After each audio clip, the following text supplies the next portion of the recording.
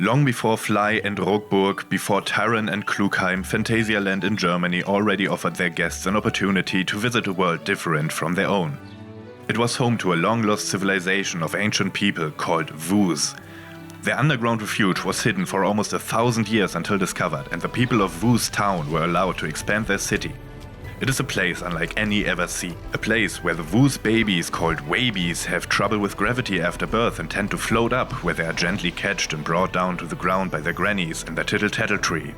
A place where adolescent Vus females prove their bravery by mastering a gauntlet of dangerous tests of courage before becoming Amazones and being welcomed into adulthood. To prove their worthiness before the Vus god Winjas, they have to embark on 2 dangerous journeys and face their fate. These 2 very underrated and oddly obscure roller coasters were miles ahead in trick trickery and hidden gimmicks when opened almost 18 years ago, and hide most of their surprises to this day, so spoilers ahead. Let us conquer Winjas fear and Winjas force.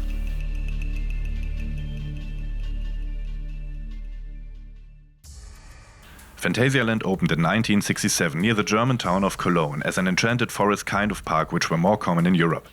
There were some rides, but mostly small animatronic show scenes of old fairy tales. The park added more rides and roller coasters, log flumes and other attractions during the next 30 years, including but not limited to the mountain-themed Gebirgsbahn or Grand Canyon coaster in 1975, the Space Center Indoor Vekoma roller coaster in 1989 and the Colorado Adventure Mine Train in 1996, which was promoted by Michael Jackson.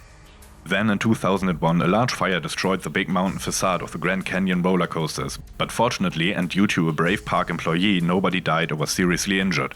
Consequently, the construction of the newest themed area was pushed back. In 2002, 1 year later than planned, because of the devastating fire, Phantasialand welcomed guests to Vus Town, an indoor-themed area in the larger fantasy area of Phantasialand. It houses a Vekoma mini para-tower ride called Tittle-Tattle Tree and a couple of children's rides and a small food court when it opened. It now expands outdoors over a pond called Moon Lake with more rides and small attractions. The main attraction, however, is of course the Maurer Söhne double spinning coaster Winjas Fear and Winjas Force. More commonly referred to as just Winjas, the ride has 2 unique tracks located inside the Vus Town building. But first, let's take a look at what actually is going on here, or if you're interested in the ride only, click on the button to skip ahead. While you may miss it on first glance, this whole place actually tells a rather involved story, as mentioned in the intro, which was extended over time. Vus Town is divided into several different sections that actually are not all in this main building, and even the old lake that was part of the park when it opened is now part of the storyline of Vus Town. The story goes something like this. A long time ago, this old civilization was thriving and then buried under mountains of earth after the Great Quake of 880 AD. For a couple of centuries it laid hidden until accidentally rediscovered by Phantasialand. Her Highness Winjas I allowed all visitors of the park to explore Vus Town. Then the story goes even further. The Vus people are organized in a matriarchy, so while the females go out hunting and fighting, the male population of the Vus people takes care of fishing and fruit gathering duties and look after their offspring. The Vus babies, called wabies, are born in little nests just below the roof of Kleinstein, which is the only place with a certain climate they feel comfortable in. The tittle-tattle tree is used to accustom the little wabies to gravity. At one point in their life, every Amazon has to face the trials of the god Empress Winjas I to prove their worth in society and to partake in adult life. They must face the trials of Winjas fear and force.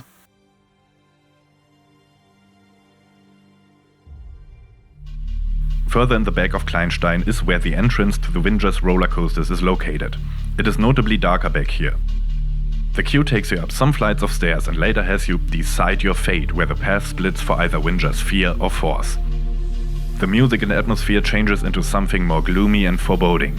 You then descend into the ride's double station area to board one of the 8 awesome looking ride vehicles. Now, being there are 2 rides, I will do a separate review of each side once the tracks separate, and go over the special effects and my individual thoughts comparing the 2 tracks later.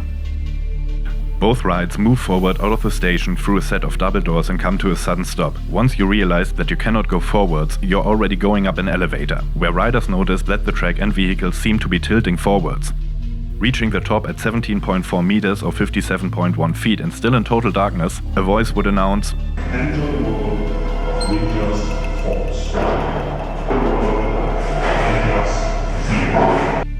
the brakes are released. Plunging down the first drop, guests are blinded by the flash of the on-ride camera and emerge into the main hall of Town. This is where the tracks separate. We will first follow the course of Winjas Force, which is the left-handed side and also designated as Orange Track. The first drop doesn't reach as far down as its sister's rides does, but we still reach a top speed of 60 kilometers or 37.3 miles per hour. A sustained left-handed curve brings the track up to the top level again.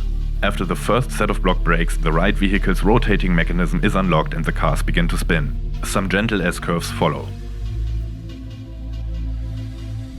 The ride's next element are pretty standard mouse curves, except they are mirrored on the other ride, so with the right timing you might just get to come seemingly dangerously close to the other car. If the loading of your vehicle is a little unbalanced, you might also get to experience some serious spinning on these mouse curves. Next up is the whole area of Town's big eye-catcher. Does it qualify as a weenie yet? As we enter the large helix part of the ride at the center of Town. Both tracks intertwine in a double helix as we go almost 360 degrees around and emerge at the top front corner of the building. A sudden left-handed drop leads into a series of kind of in the dark bunny hops next to a little waterfall.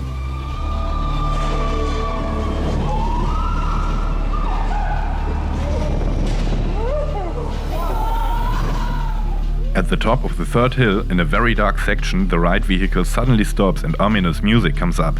The whole track section now swings to the side in a very forceful move and once at its new position, releases the ride vehicle into a drop into darkness.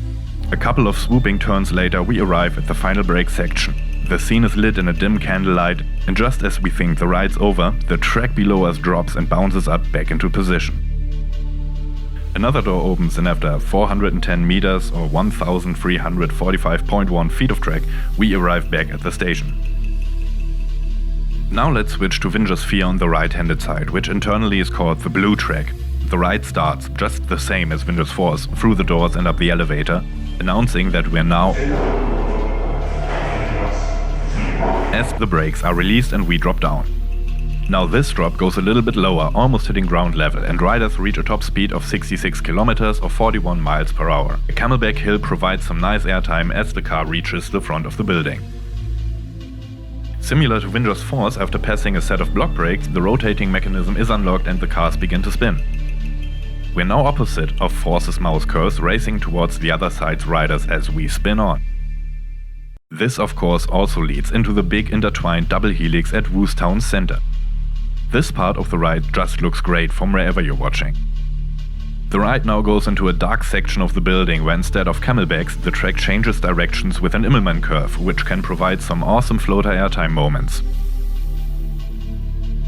We're out of the dark for a short moment, passing another block brake and small dip before the car suddenly stops in an uphill section in the dark. Ominous music comes up again and the track section seesaws into its new position. The car drops into darkness and we get a few more sweeps and extra turns in the dark before reaching the final brake. Of course, just like its sister ride, the track drops for a small scare and after completing 465 meters or 1,525.6 feet of track, we've reached the ride station area.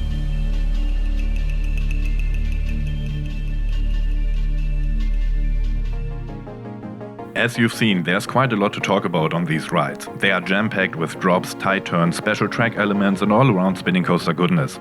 Before the world was awed by Expedition Everest going backwards, Phantasialand and Maurer Söhne didn't just put 2 switch tracks in the ride and called it a day. Instead, they came up with numerous unique ways to sever the roller coaster track mid-ride.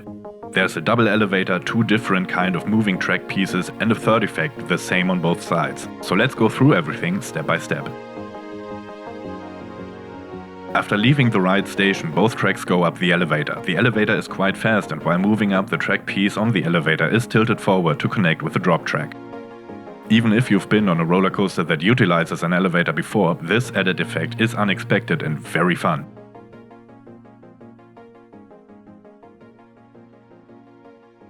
The second special element is different on both rides. We will look at the orange track of Winjas Force first. After the in-the-dark bunny hops, the car goes up a hill, slows down on a piece of straight track, locking the spinning mechanism before coming to a complete stop. Then the car is being held by brakes as the hinged piece of track is tilted at a weird angle. This movement is very sudden and kind of jarring the first time it happens, and if you get to ride with someone who hasn't been on Winjas before, it's always a great scare. Also, these mechanisms are absolutely huge. The special element on Winjas Sphere, or the blue track, also follows a holding brake which locks the spinning mechanism, but then the car traverses a little dip before being held in place on an uphill section. This is mounted to a giant seesaw which then changes orientation. Again, this happens in almost total darkness and together with the sound effects can really scare some riders. Also, the movement happens very fast. The car is then released and the spinning mechanism unlocked. These massive switch tracks must have been one of a kind at the time. They don't operate quite as fast as Expedition Everest switch track does, but still have to maintain a pretty fast cycle as the capacity of the ride depends on them. Also, those were built 5 to 6 years before Expedition Everest switches.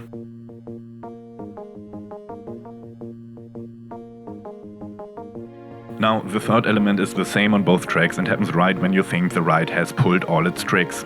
Following the second element, both Fear and Force travel through a little more track in the dark before coming to seemingly the last set of brakes. The car slows down, gets aligned with the track and the spin is locked. There's a small curve and then all of a sudden the whole piece of track the car is on drops down. Especially on the back seat where you get to see the track disconnect, this is one of the most shocking effects I've ever experienced on a roller coaster, even if it's just a very small drop. Now mind you that all of this technology has been put into the rides 20 years ago. Of course, this much extra stuff does make the ride unreliable at times, which hurts the low capacity even more. With a ride time of approximately 2 minutes per track, the ride has a theoretical capacity of 1,440 persons per hour, but in reality it's reported to be more like 1,000. But to keep the ride at its maximum capacity, a lot of work goes on behind the scenes. All the technical components have to be in perfect order, and the ride's control system has to get the approved results from 3 redundant computer safety systems, or the ride will shut down until the error is cleared. And with so many moving parts, this can happen quite easily. But you also have to keep in mind that the Winjas were the first permanent custom design Maurer ride spinning coasters SC3000, at least to my knowledge. Personally, I love the Winjas roller coasters. They are most certainly not your cookie cutter spinning coaster clone. I like the look and storyline surrounding the ride, and it's a perfect mixture of a thrilling and family friendly roller coaster. It's not a one-trick pony ride, it's beautifully themed and the special track elements were ahead of their time. If they get ahead of the technical issues with the switch tracks, I hope that this ride will be around for a couple more years. And maybe this video has made you curious about the ride, even if you haven't ridden it. And if you have, what do you think of Winjas Fear and Force? Leave a comment on what your favorite side is. Thank you all for watching. I'll see you soon.